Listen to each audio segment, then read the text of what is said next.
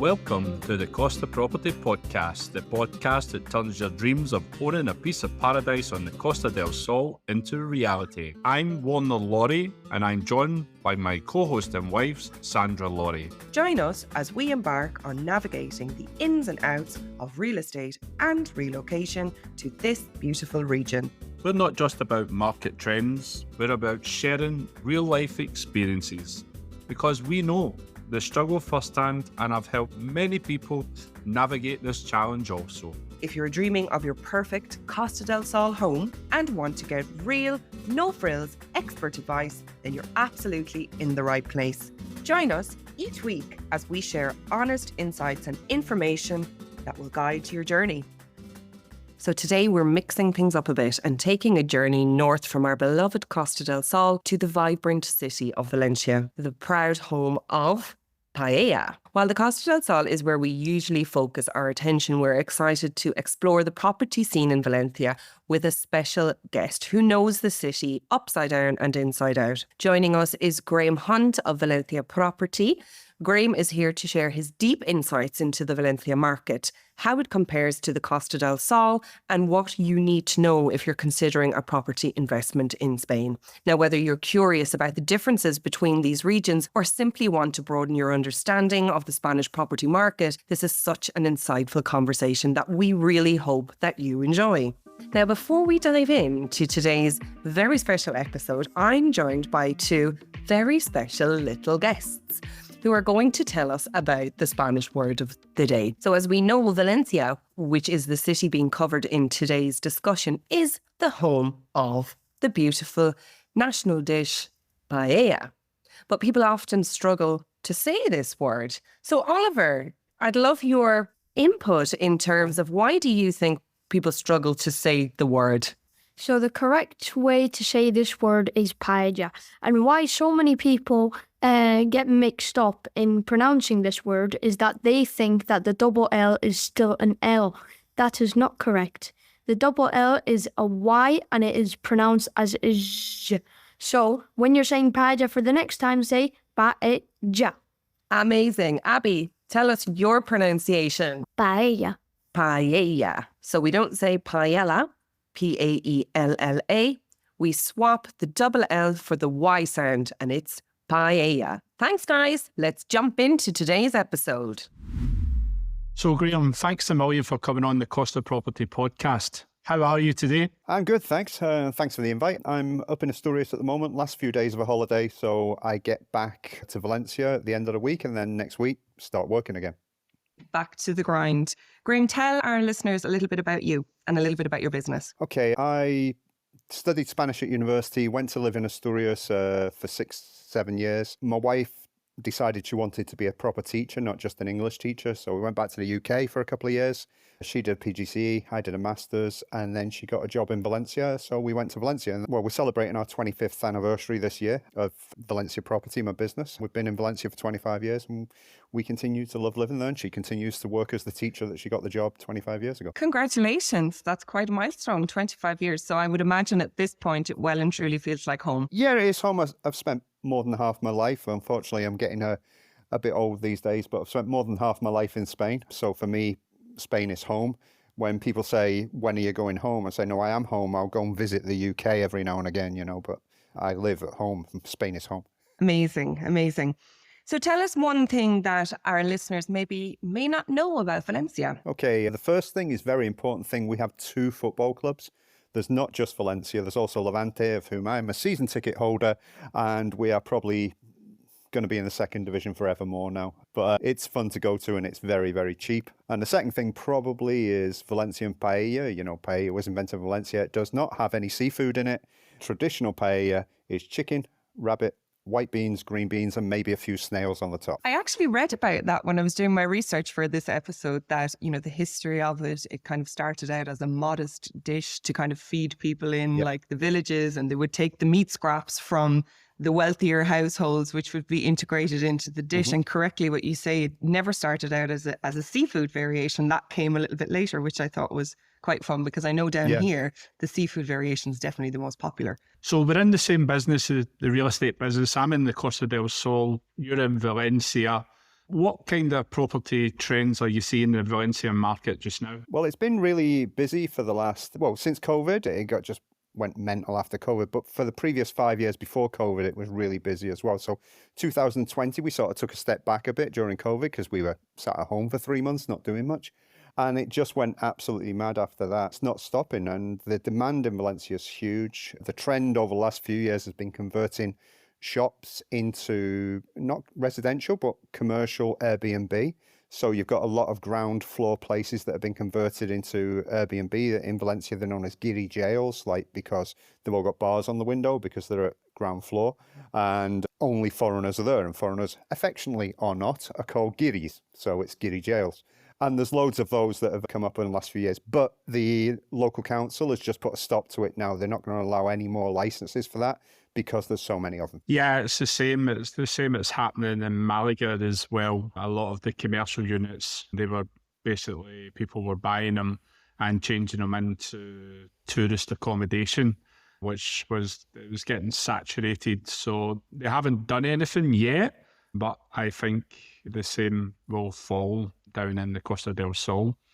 Are you seeing any trends in Valencia? What kind of nationalities buy in Valencia? Well, we only deal with foreigners in general. We get the odd Spanish person, but because our marketing is all in English and to English-speaking markets, we get a lot of English people. Last year, 42% of our clients were from the United States, 20% were from Holland, 20% from the UK, and then the rest of another 20% was made up of people from Ireland, from Australia, from the Middle East and places like that. Basically anywhere that speaks English, we deal with a lot with them. Yeah, that's really interesting because the Costa del Sol is known as the California of Europe. So we're seeing a lot of inquiries as well from the Americans looking to buy in the Costa del Sol. But I didn't know it was the same trend. So it must be the same trends all over Spain then. I don't know. I'd say like Almeria and that sort of area, it's too desert-like. It doesn't remind them of home. Whereas Americans, when they come to Valencia, especially from like California and to a certain extent Florida, the vegetation looks the same, the landscapes look similar, and so people feel at home immediately, palm trees going down the middle of the road and things like that.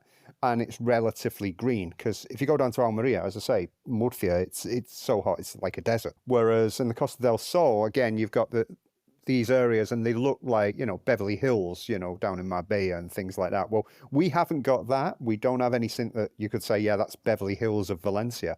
But they do feel very at home in that area. Yeah, that's interesting. And do you have like the blue flag beaches up in Valencia? What's the attraction that you would say interests people to buy in Valencia? The first attraction, I think, is that it's a proper city. It's the third biggest city in Spain, and it's very well connected both with Madrid and Barcelona, but especially Madrid. We've got a train which takes like 1 hour, 45 minutes to get to Madrid. Obviously, we've got an international airport. It's not as big as Madrid airport. It's not as big as Barcelona airport, but it's got enough especially for around Europe. And you can get everywhere very easily from Valencia. Valencia is always chosen as like the best place or one of the best places to live in the world by organizations like Internations, Forbes, International, etc. And so it gets really, really good publicity, apart from my blog site, which also gives it a lot more good publicity. But it gets really good publicity all around the world. And the people who come and live here, they tell their friends. They really love it. We get very few people that think, I've made a mistake here, and go back to where they've come from. That's interesting. And where do you see the Valencia property market heading in the next few years? Well, at the moment, the demand is really high. And because of the good publicity and everything that it gets, and because of this word of mouth, there's more and more people coming in. And people realize it's a big city. So they're coming in and they're comparing it with Barcelona and Madrid, and they're going, it's a bit less touristy than Barcelona, for example. The weather is better than Madrid and things. It's not too hot in the summer. It's not freezing in the winter.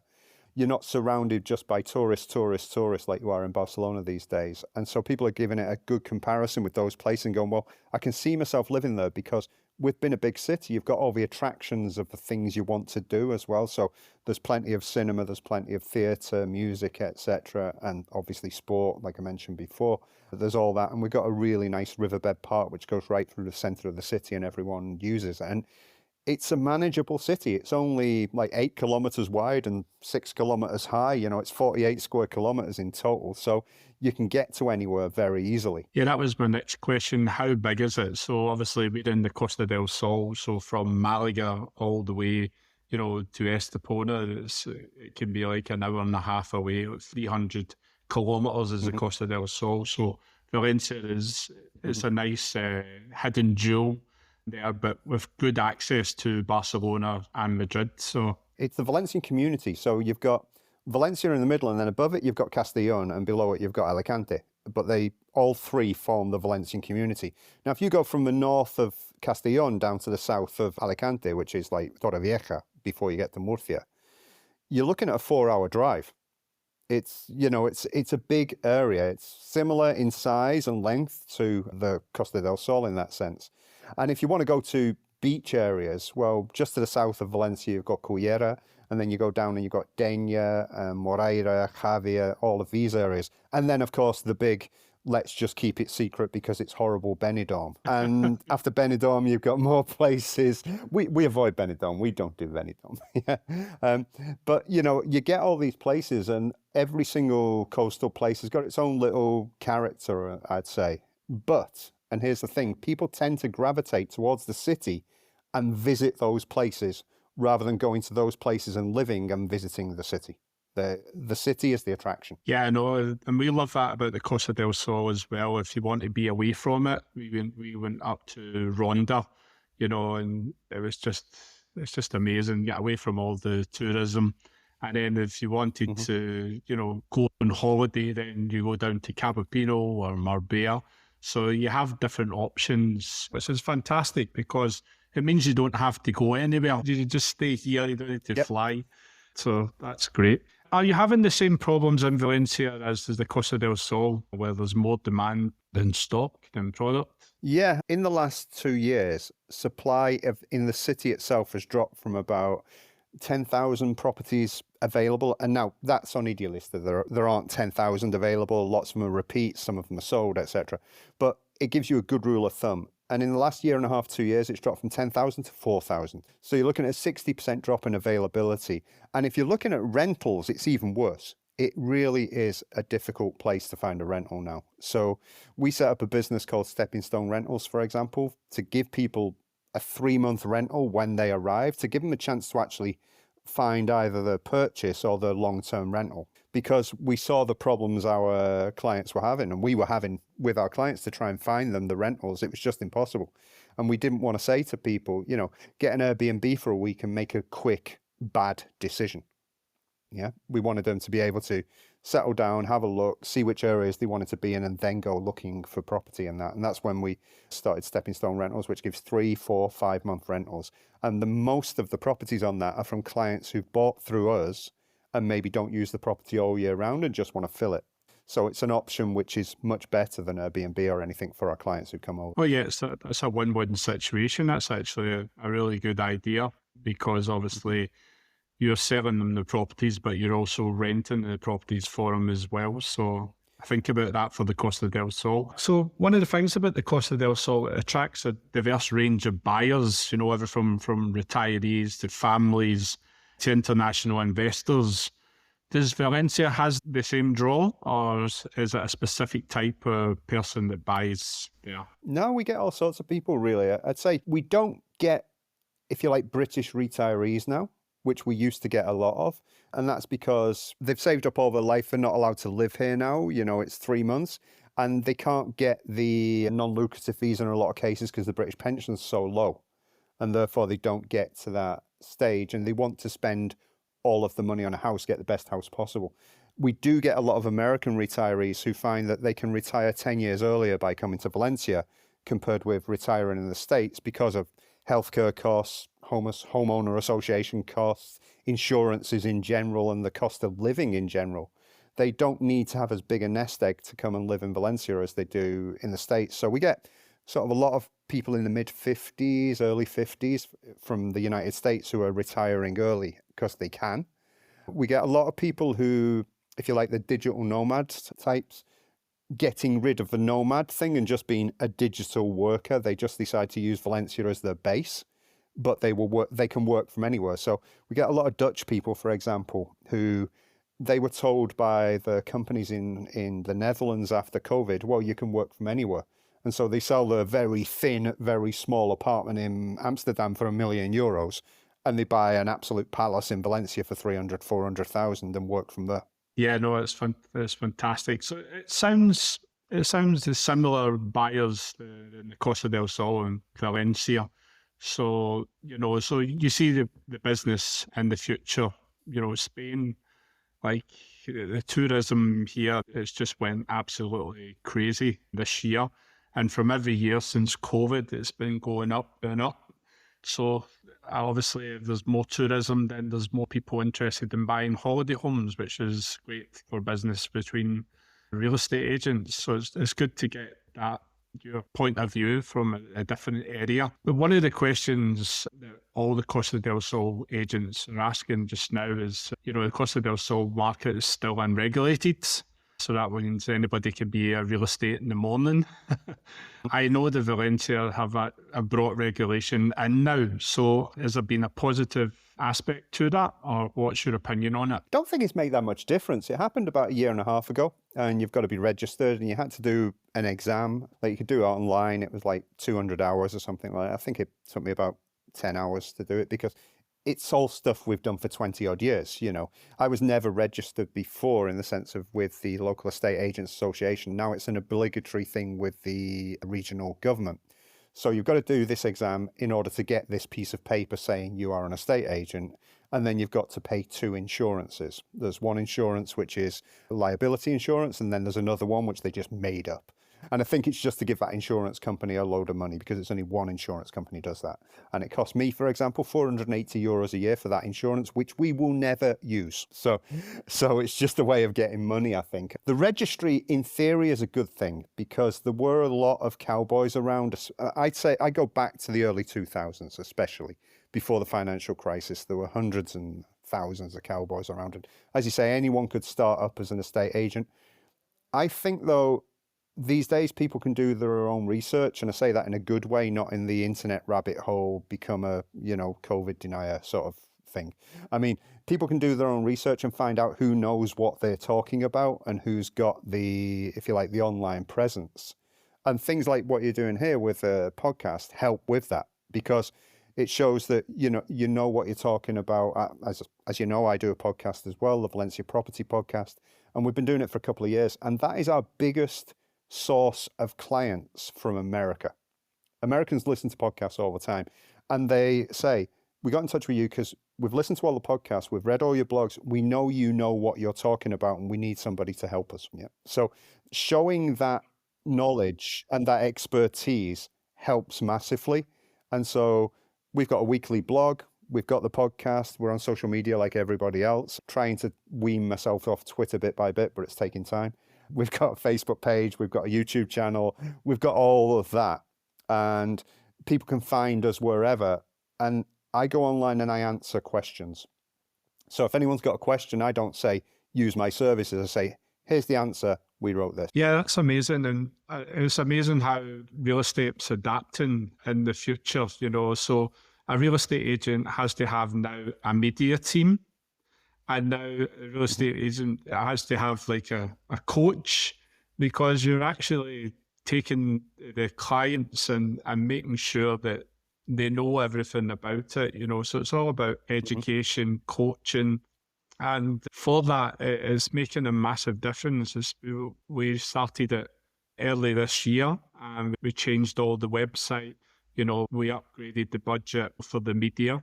And the results are absolutely fantastic. But the people coming through, they're so frustrated. They're saying, thank God you know what you're talking about. I've listened to the podcast.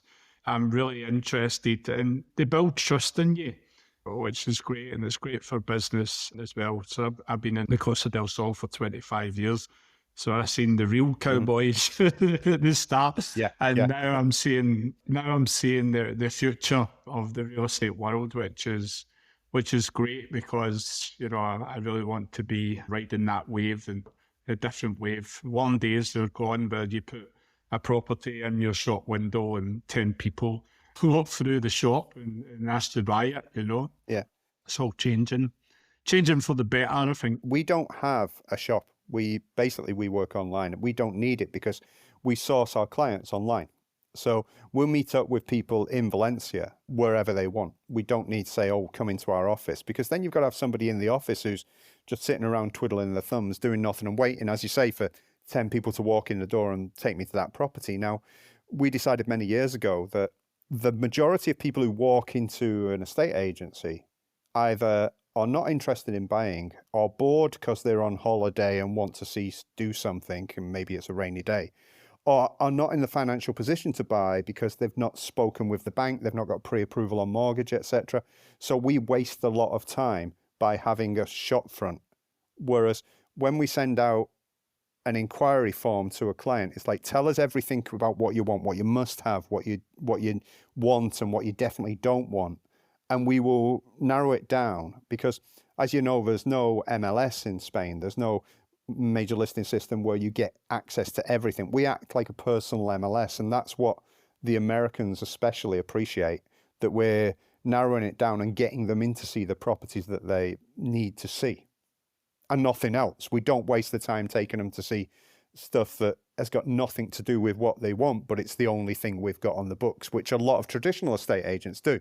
Yeah, we're actually doing the opposite. We're upgrading our office because we're putting in a podcast room and we're in a holiday area, so in Madina, so there is a lot of footfall coming through. So it's whatever works for you, but the main thing is obviously the clients are there and that they're coming to you, they trust in you, which was fantastic. So that's amazing. It's been great to find out. We're lucky because I started the business, as I say, 25, 26 years ago. And we're lucky in the sense that when you search for Valencia Property online, we're number one in Google and have been for years. And we continue to put things into Google so they like us, if you like. They like our page, they like our content, and they see that it's relevant. So people are fed our stuff when they go and search. And people still start searching online, and that's where they find us. Other people will start searching through podcasts, they'll start searching through video, they'll start wherever they start. But not many of our clients start by coming to Valencia and saying, right, I want to buy a house now I'm here. So the office isn't really that relevant for us compared with what you've got. And we find that people who are here, when they do that and they get in touch with us online, they're not ready to buy because there's no preparation. They say, oh, I want to go and see some houses. And go, okay, what do you want? Oh, I don't know. You know, the type of property you're selling in the, let's say the holiday areas, Benalmádena, Marbella, those sort of areas, is very similar. All the properties here, they're very different in Valencia because it's not that sort of area. So that maybe what we have doesn't coincide with what they'd want when they're on a holiday, if you like. So therefore it doesn't work in Valencia. One of the questions we always ask our guests is, what is the number one tip for anyone interested in buying a property in Spain? What would you say that would be? Okay, this is a tip for everyone who is our sort of client, because they're often coming having sold their property in their own country, whether that's the United States, the UK, or wherever. That is, don't become a tax resident in the same year that you sell your property. So, for example, you sell your property in April this year, 2024. You wouldn't want to come and live in Spain until after the first week of July, because you don't want to be a tax resident for this year. Because if you are, you'll be liable for capital gains, even if you're not liable for capital gains in your own country. So we always say, wait until the second half of the year to come if you've sold your property. Bear in mind, though, if you've been over on a recce maybe in April for a couple of weeks, leave it till the end of July.